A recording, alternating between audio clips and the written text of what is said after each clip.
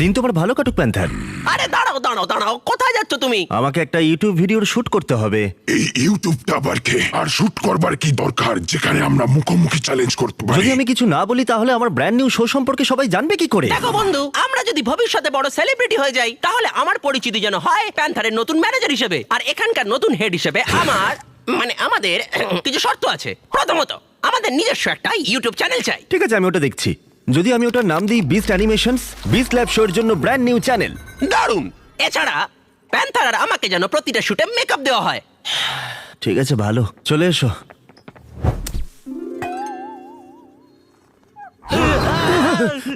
এই দেখে সাবধানে।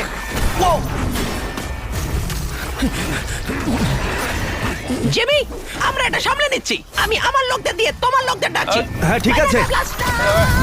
ও মাই গড, নিজের খেয়াল রেখো। ঠিক আছে।